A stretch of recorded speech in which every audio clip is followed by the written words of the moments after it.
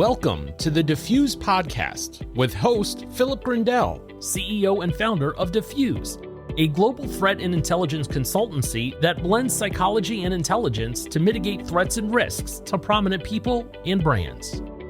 Welcome back to the Defuse podcast, and we're in part two of our what was previously a fascinating conversation with Guy Mathias around extremism. But if you didn't listen to the first one, then I would firstly suggest that you do, because it was a really fascinating discussion around the history, particularly the UK, the kind of 80s, 90s, 2000s, around domestic extremism, single issue extremism. So let me introduce again my good friend, and I don't use the word lightly, mentor, Guy Mathias, who is a renowned security expert and recipient of the UK Security Manager of the Year Award for services to industry back in 2016. His distinguished career spans directing counter-extremist operations amidst significant public order threats in the research and pharmaceutical sectors, including at Huntingdon Life Sciences, and serving as a corporate security advisor to GSK, where he audited facilities and authored Extremism, Past, Present, Future. As chair of numerous prestigious organisations, including the UK Pharmaceutical Industry Security Forum, Food and Drink Security Association, and the Security Commonwealth, Guy has built vital relationships across the industrial, academic, police, and government sectors. A fellow of the Security Institute, where he served as the Validation Board Chair and Strategy Director, Guy now contributes to the Security Industry Authority's Strategic Forum on Public Protection Initiatives, and was recently appointed to the Risk and Security Management Forum Council in 2024. He hates the term, but I'm going to use it.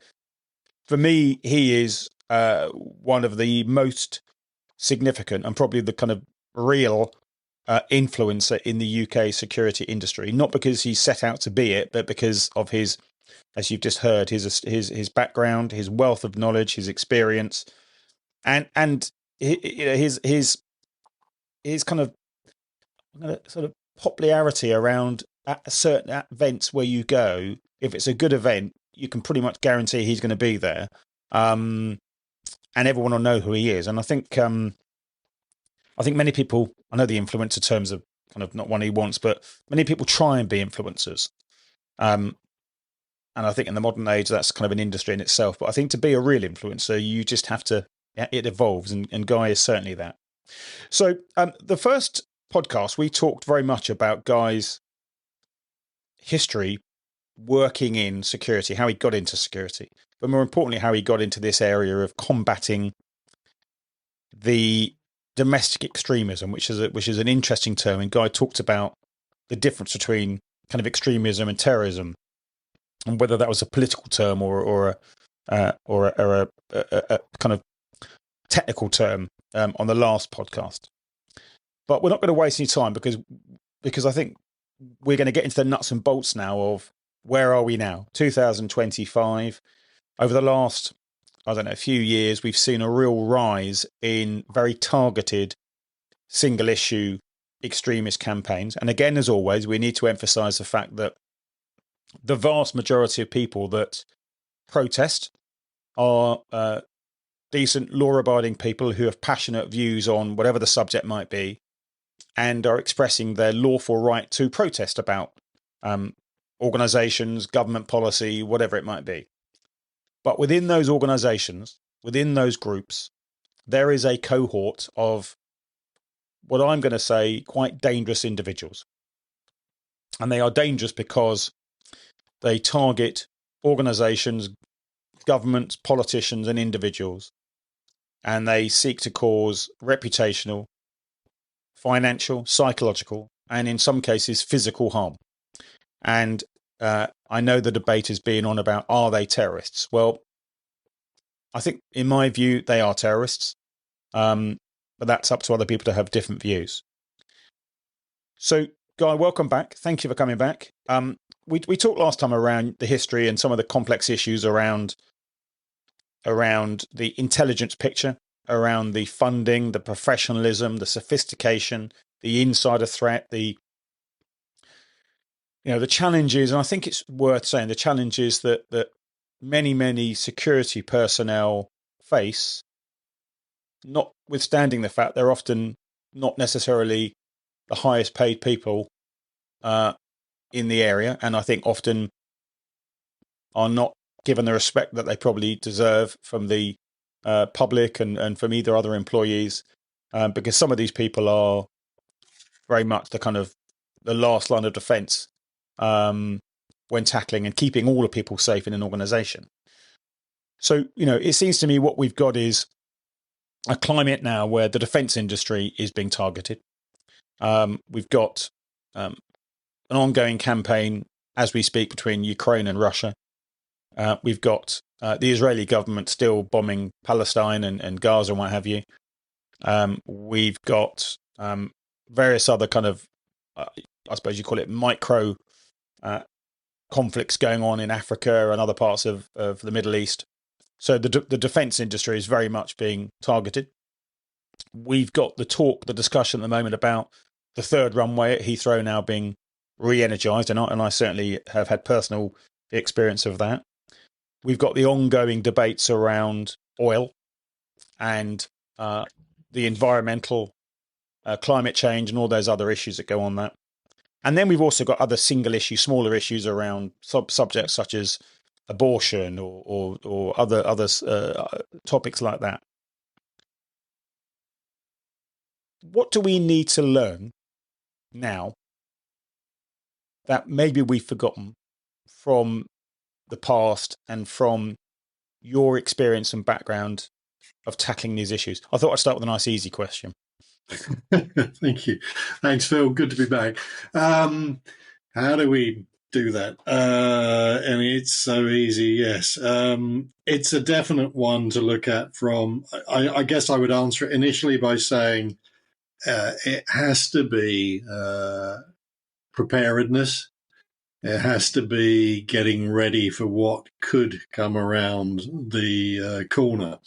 And I'm very conscious that that's very easy to say, because often in those circumstances it requires an investment. It requires certainly an investment in time to prepare, and it certainly may well have a financial piece to that as well, because it is incredibly complex. And I think the world of protest, and I say the world of protest because it's global protest.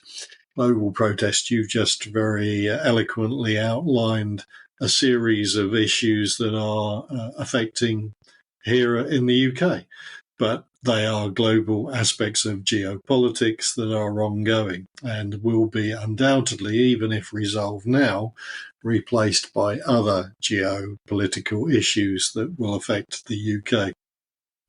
So I would certainly argue that there is a requirement for those of us working in the sector, be that security, risk or resilience, to be prepared. What does preparedness look like?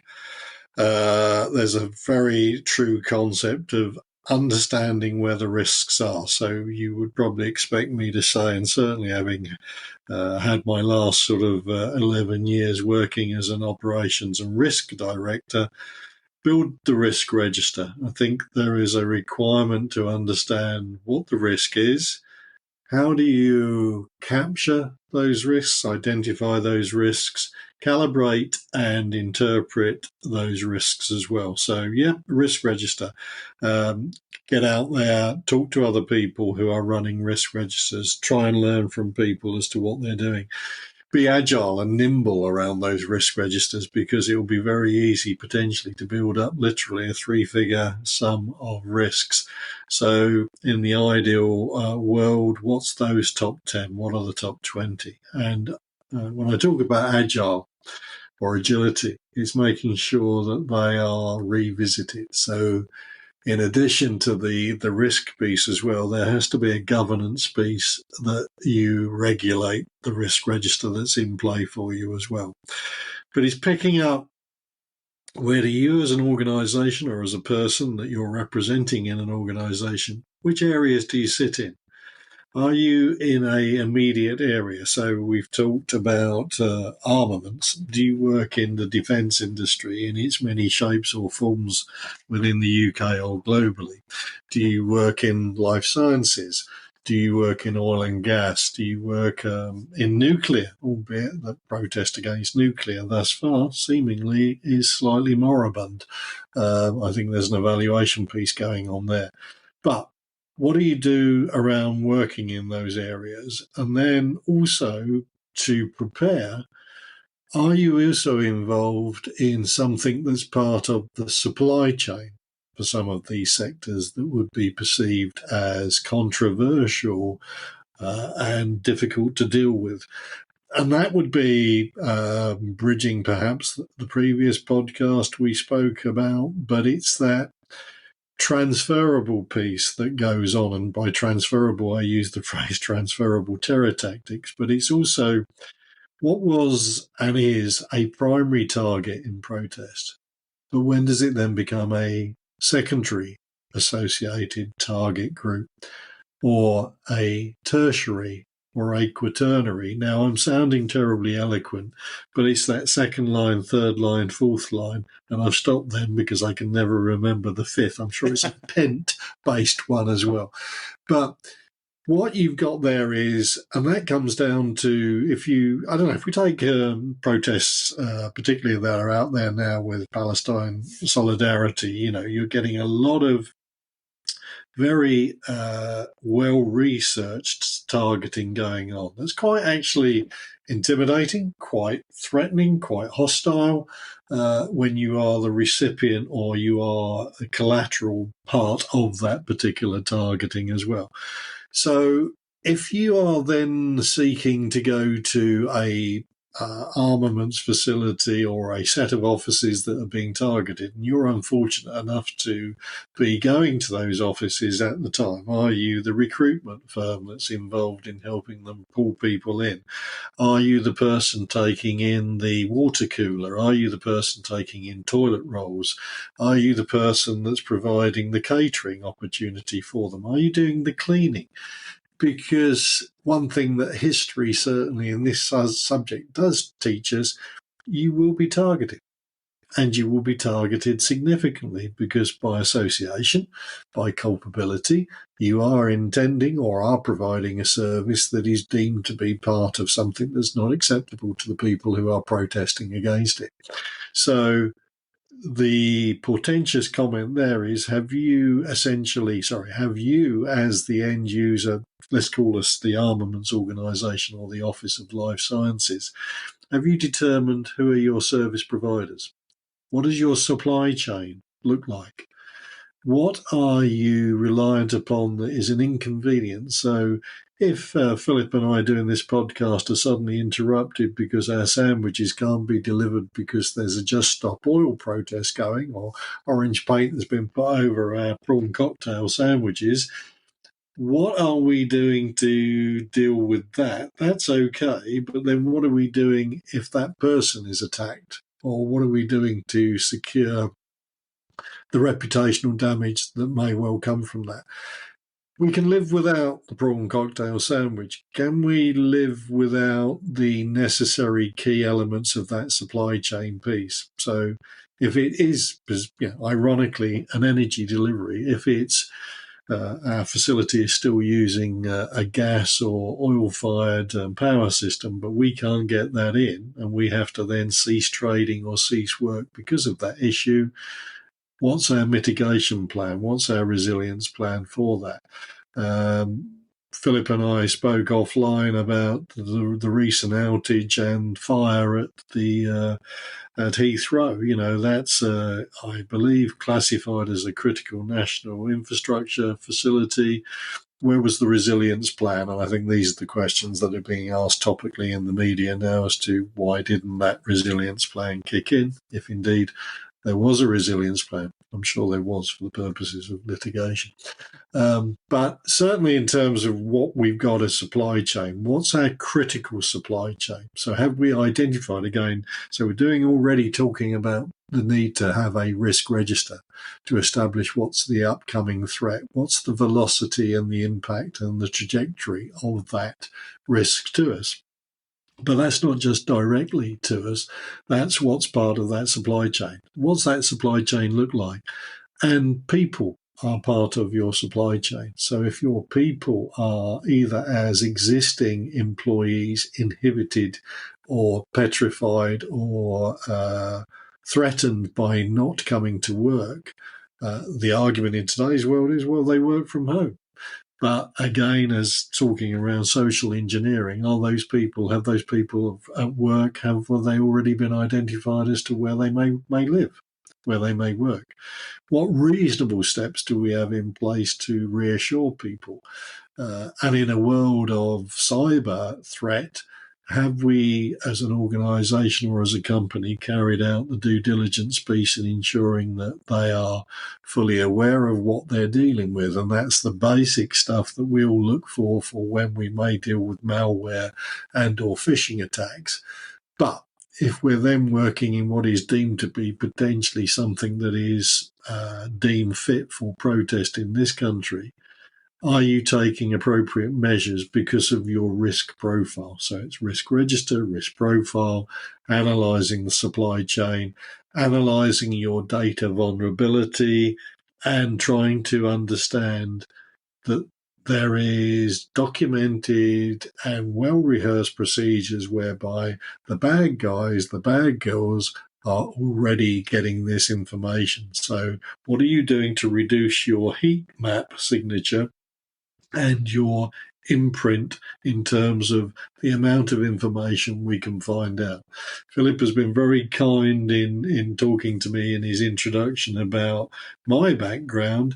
If I was, working for British Nuclear now, would I really probably be taking steps to minimise that profile piece that I've got?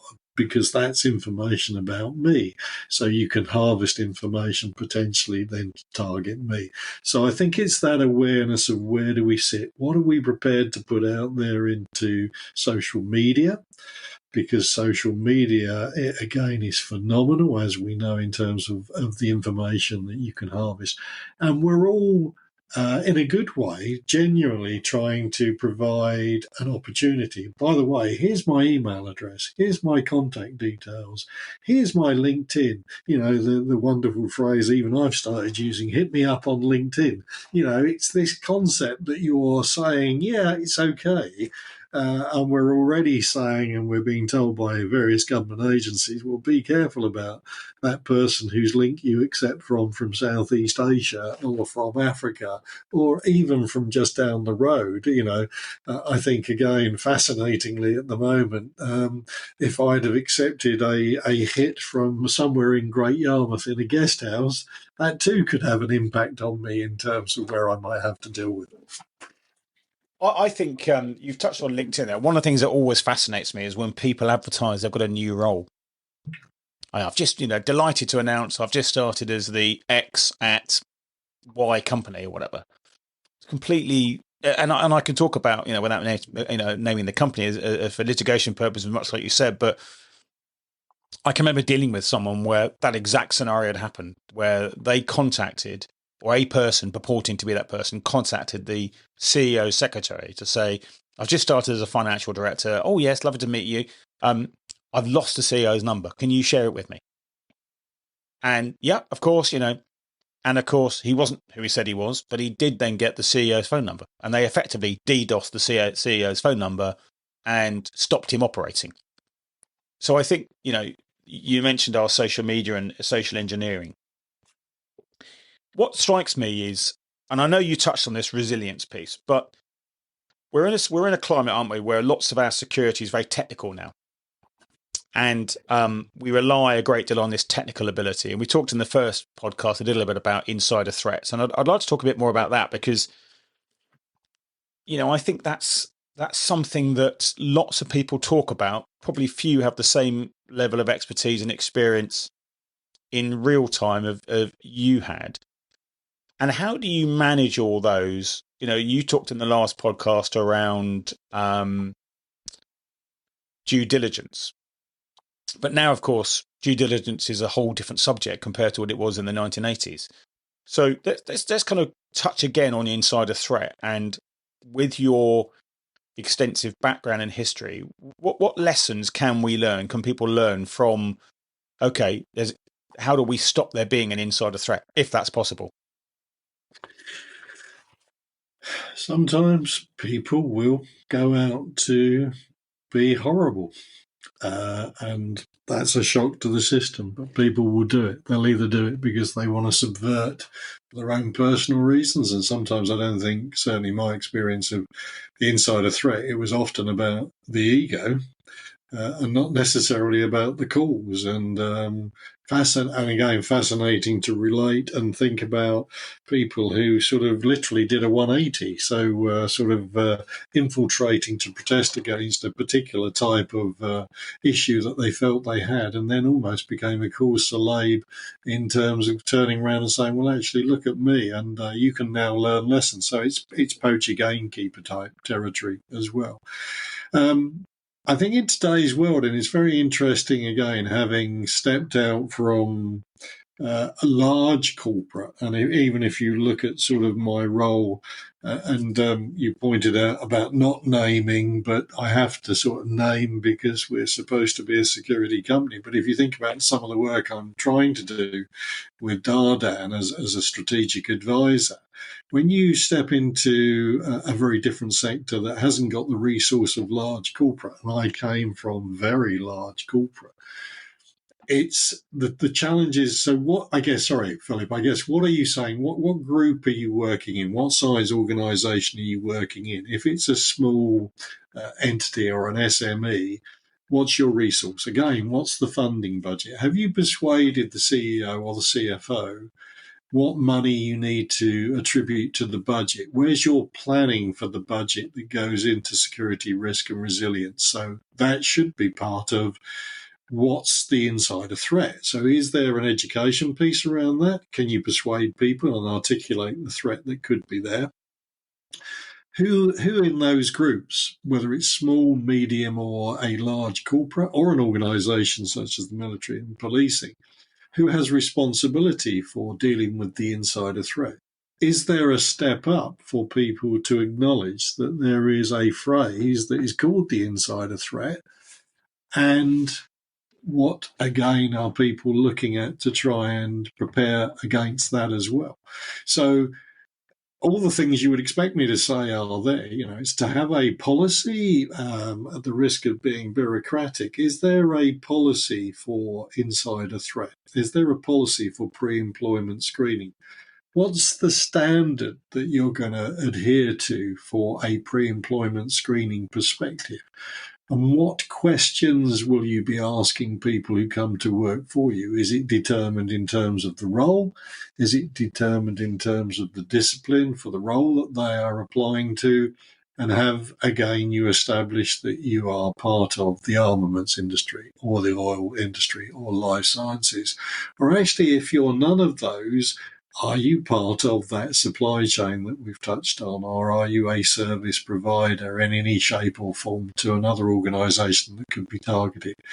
So you quite rightly point out how it's incredibly wide-reaching. It's a shrinking world, and by association, protest and activity has narrowed that down sufficiently. So the insider threat piece is to try and learn, go and determine what or who is the person responsible for the insider threat. Many organisations, it sits with people and culture or human resources. And fortuitously for us, most of those departments want to see great good in people because they're very interested in people. So they're perhaps not coming at it from a professionally jaundiced perspective that you or I would come for, or many of our listeners to this podcast. And I think on that basis, it's who's got the responsibility? Is there a policy? What's the appetite for the pre-employment screening, which is your sort of basic entry level. And what does that mean? And by the way, what are you screening against? The normal due diligence measures are in place for, is this person who they say they are? Do they have a sort of reasonable background in terms of fiscal elements and career history? But ultimately, are they going to cause potential reputational damage? And again, we've touched on social media. How much previously have they sort of put out on social media that you would think this could be a risk to us from a variety of aspects in terms of what you've got? So I think it's who's the responsible person, who's going to take on the onerous piece around being the person who pulls together a policy. And as I say, I would strongly advocate, I don't think it needs to be more than a one-pager, but there has to be a concept around what is an organisation going to do around its screening, and then the procedures can sort of follow from the policy. And you can determine where they are. And talk to people, go and reach out. Philip and I have developed a good friendship because I think we are prepared to talk to one another. But more importantly, I've now learned from people that Philip knows and advises, and vice versa. So connectivity piece is there. Who else? Ask the person who's in risk or resilience, what do you do about insider screening? What do you do in terms of insider threat? And I think those opportunities are there. And also, probably we shouldn't forget, Philip referenced a number of groups that I've been involved in over the years, either chairing or being involved as member groups or pay-to-play groups. But often they will have the right sort of speaking programs for subject matter expertise in so much of what we've touched on in the podcast, and I know Philip has done in his other podcasts. So reach out and, if possible, try and find a good member body to be associated with. One of my bugbears has always been the concept of pre-employment screening or vetting, depending on what organisation you're in. And then this assumption that that's it. Yep, you've been screened, you've been vetted, job done. How did you, as a senior security professional in a huge global organisation, if you did, persuade the people with the purse strings to look at ongoing screening or ongoing vetting or repeat screening? Because it seems to me that we have this almost like an obsession that we'll do some screening and that's it, job done. And organisations where I've worked, it's been kind of ongoing or it's being repeated, and people change. People's vulnerabilities change. They're suddenly going through a messy divorce, or they've got financial issues or whatever else, or they've suddenly started following people in certain groups that they had no interest in previously. So how do you tackle that, and how did you do that as a senior security professional?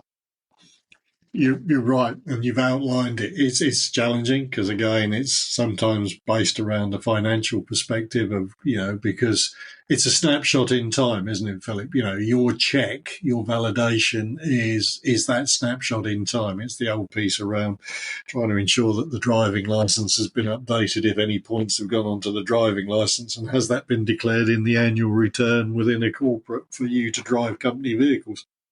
Often not. I think it is important to, first and foremost, to address, yes, retrospective screening is incredibly difficult to bring in. I did it back in the day in life sciences with very tough budgets to persuade people that we don't take that snapshot in time, that we took a dip sample, for use an old-fashioned phrase, and I think it was something like 5% building to 10% that we looked back.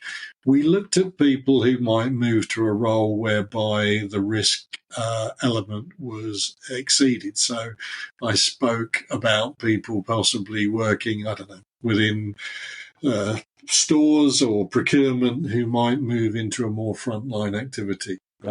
So I think it's understanding why are people moving. I think it's also an education piece in terms of part of the thing that I could do, whether it was intentionally well received or not, was in the annual training and awareness. I was very fortunate. I was very big in pushing for awareness seminars to preface any actual incident management training. And that was quite an expensive investment, both in terms of people and time to get that message across. But it was always bringing to people's attention that there was a requirement for the next level, so the intermediate or the senior management groups between the board, but actually also boards themselves, that would be aware as leaders and managers of changes within personnel. So to try, and I think some of the work that's been done, you'll be aware of, Philip, within law enforcement, trying to understand when people might start to show early incipient signs of radicalisation, but translate that within a corporate perhaps or a civvy organisation along the basis of what pressures are they under?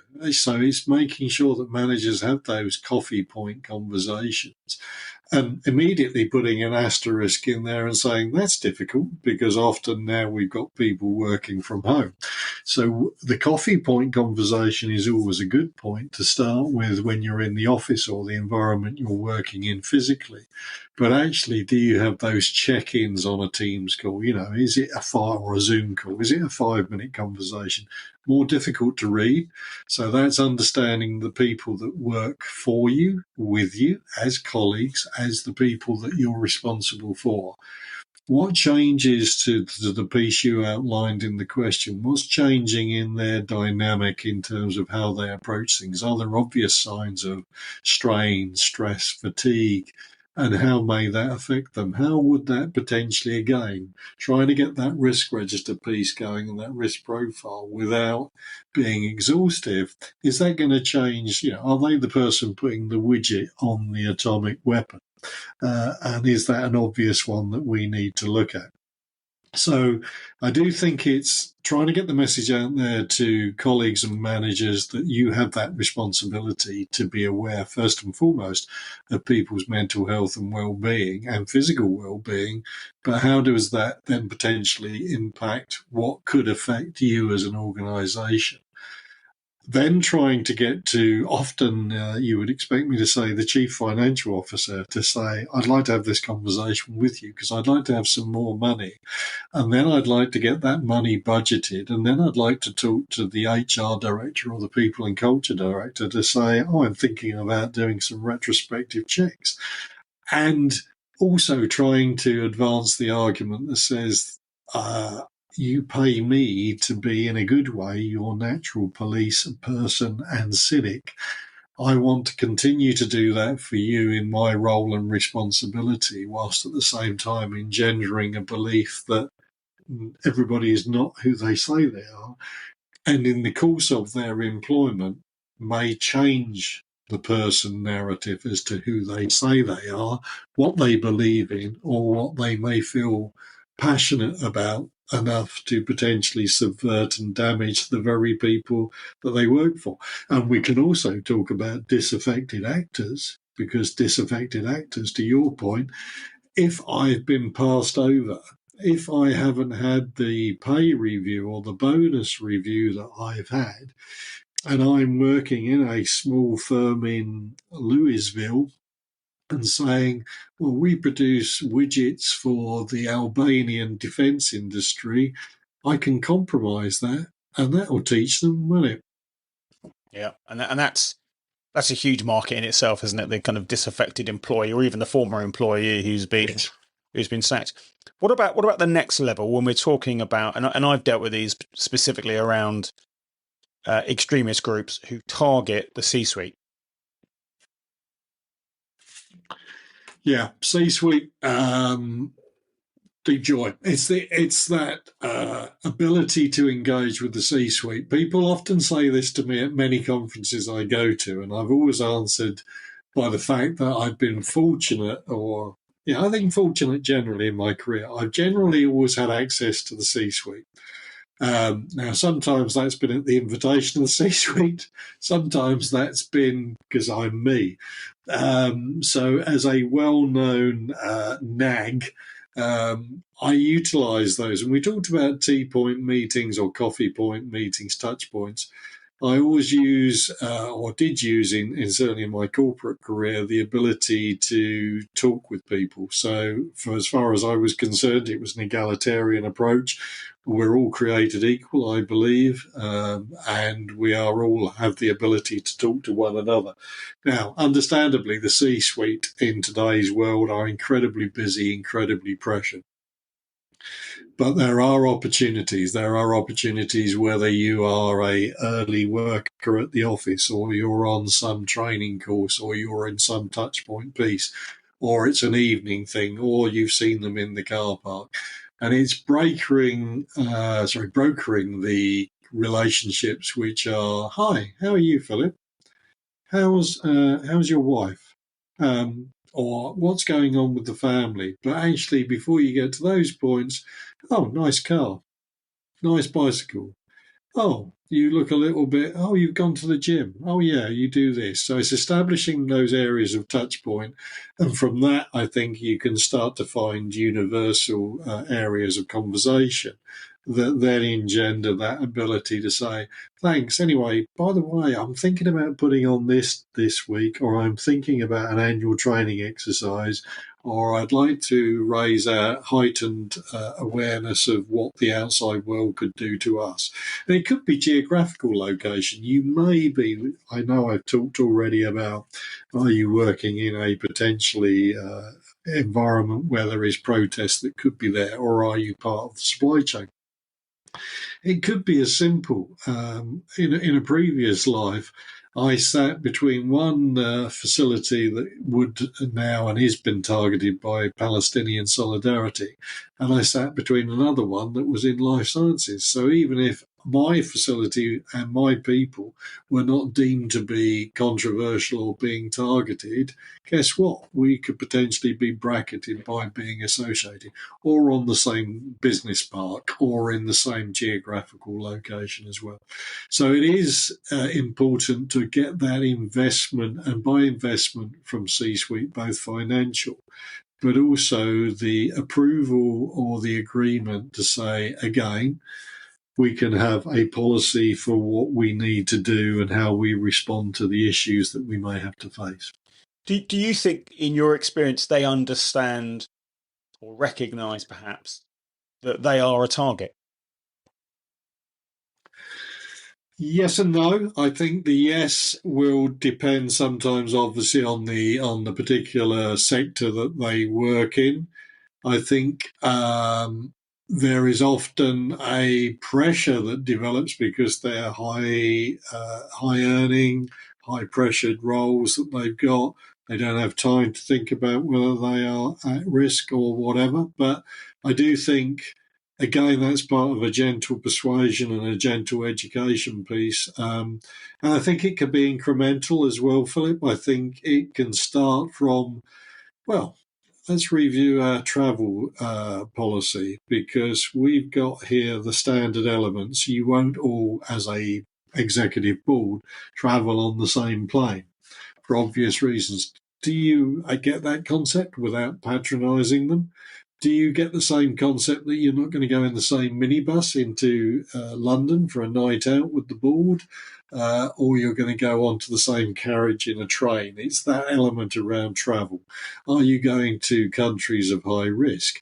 Are you actually determining that, understandably, there are accredited countries that are deemed to be high risk, but if you get the wrong sort of date and the wrong sort of time, and you'll know this from your background, Philip, being in London or being in an urban environment such as Manchester can be very dangerous if you're caught out. So it's trying to understand the basic principles of general sort of travel security, or something that can act as an introduction to take them into personal awareness and personal security. Do they get it? No, because I think there's a degree of invulnerability piece that is there. So I think it is the measure for us as professionals, if we are involved in those positions, that part of our role and our remit is to gently educate people and to say, much as it pains me to say, you do have a vulnerability, and then to identify that vulnerability and assess it, mitigate it if required, and then to register it again. So back to the all-important register and profiling piece. And would you then advocate that, when you get a new CEO or a senior leadership position, would you conduct a vulnerability assessment on them as they join the organization? Yes, I would. And I think, I would absolutely do that. I think, you've got, if you look at the C-suite or the executive suite, you've got the argument is turned back in a very simple way to say you've got 5, 10, 15 people perhaps maximum. What happens if we take them out? How resilient are we in terms of taking them out? What happens if it's be it illness induced, be if it's a travel accident, if it's peer or family pressures? What do we do if that person goes down, man down, fall down? What do we do to do that? So there is a vulnerability assessment piece, I think, that has to come into place there. And I think and it's not always possible, I think it's to ensure where possible that a risk or security function, person, whatever you want to call it, has the ability to influence inductions, and that's inductions at that C-suite and executive suite. It's difficult both ways. It's very difficult. I managed it and somehow achieved it to get to be part of the induction process for every new starter. So I could talk about travel security. I could talk about personal security awareness.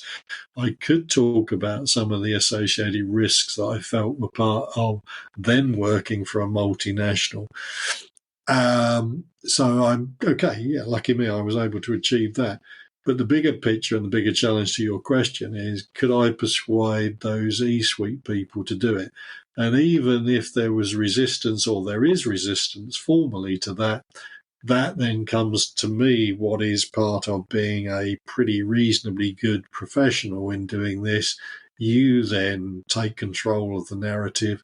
You make the opening, you do the introduction, you broach the subject, and you deliver the subject awareness to that person, even if it's over a coffee. I could honestly sit here and chat with you all day long, as you know from our previous discussions, but we're going to have to draw to a close because time is against us. But I wondered, with all of your experience, and it's vast, and it's, it's kind of translated the introduction of our digital world that we now live in, and the internet and the sophistication that we use on social media and the vulnerabilities that causes, etc. I mean, I guess two questions. One is, are you kind of optimistic or pessimistic around the challenge that's ahead of us from a security perspective to combat domestic extremism? And have you got, secondly, any predictions for what you think are going to be the kind of future risks? I was going to respond to the first part of the question, optimistic in a pessimistic way, which doesn't help your listeners or indeed you. I'm still optimistic because I think the quality of the people that I meet continuously doesn't surprise me, but reinforces that there are some remarkably good people continuing to come out, and be that existing military or policing, or in corporate or organizational careers as well. So I think there's still ability there. I think the challenge is persuading people, and I think we've touched on this in the podcast and perhaps the previous podcast, is around understanding the threat, understanding the awareness of the threat. And I think conflicting and competing demands for resource, financially, we live in incredibly pressured and straitened times. So how do you persuade people to invest either from a law enforcement perspective? And I'd stretch that to something I touched on previously in the first podcast, which is, what about the judiciary? What about, the CPA piece as well? What do you do around educating people, I guess. And I think the second piece really is, so I'm sort of optimistic in a guarded, measured way, but I don't think we've got. I suppose the analogy would be, it would be easier to draw. The analogy isn't, we've had many, many years of the peace dividend, and rightly so, from the 50 years of the Cold War, and in many respects the right thing arguably to do, which was to take funding and put it into other much more worthy and needed causes. We're now in a position where we've got to look at that and change that dynamic quite significantly. So we're going to spend more on defence, seemingly, where we'll find the money to do that. I think this is a sort of similar parallel I would have. I think extremism and activism has the potential to be significant still, has the potential to be incredibly impactful. And I'm not sure we are anywhere near where we need to be in terms of resource at a state or government level. And I think hopefully, possibly a podcast such as this could at least trickle out or influence, your phrase in influencing. People just may want to think about what they're doing corporate in terms of how they prepare and develop for potential threat. I think key elements will be, we've got a majority administration that's in power in the UK that is pushing ahead with many, many, many worthy initiatives to try and address the financial challenges we have as a nation state, and to try and ensure that we're fit for purpose in the future. By association, many of those policies, many of those government edicts and initiatives potentially could lead to protest or reinforced protest, be that fossil fuels, be that nuclear, be that even in the spread of renewables. And it's how the message is taken. Protest for me over the years, Philip, has always been what would and what does motivate me as an individual to go online, to protest, to vent my comments or make a moan. And I'm old school, so I tend to do that within the confines of legislation and morally acceptable behaviour. But what I do know is whichever pushes the button on people to protest, if it's significant, it will be there. And we've talked around the fact that there is real transferable pieces and technology. It's very easy now to build up and organise a protest group, to motivate people through influence and through social media, and to sometimes artificially change the boundaries of what's being put out there as information, and thus misinformation and disinformation. So I think the potential is there. Whether that manifests itself in real protest, we've spoken about the third runway at Heathrow. We've talked about, or could talk about, nuclear power stations. I'm talking to people across the piece here, and everybody's sort of sitting and waiting to see what could happen. There's been a lull in things like Just Stop Oil and fossil fuels, and there's been some reasonable tariffs of protest. But again, if you're giving reasonable tariffs and reasonable convictions, and in the meantime the prison system is saying, actually, we've got to cut those prison sentences, back to martyring, back to people prepared to go to prison. What ultimately are people going to do in terms of how they vote with their vote, and what do they do in the meantime to protest about what they don't like, whether it's the wind turbine or the solar farm in my back garden or the new road building program that's going to obliterate my blissful country idyll. And I think they are things that we can't answer, certainly I can't answer on this podcast, but I do think activism and extremism in the UK is poised, and it's a lovely get out for me because it's been poised and seems to have been poised for a number of years and could be. But I think for me as a professional in this world, the threat implication potential is still there, and it could manifest itself. So I would certainly say, this comes back to awareness, education of what the threat is. No difference there to anything that we all look at as professionals. Guy, thank you so much. That's been so educational and so relevant to what we're all facing, wherever we are, whether you're a security professional or otherwise. Before we conclude, my thanks obviously to Guy for A, his time, and B, his wisdom. Remember to subscribe to the podcast and review it if you can. If you haven't listened to part one, do, because it's a real fantastic history of what the threats are and why are they and how are they manifested. And then we've got lots of other podcasts of interest. A reminder to subscribe to our newsletter, Defuse News, which comes out every Monday morning.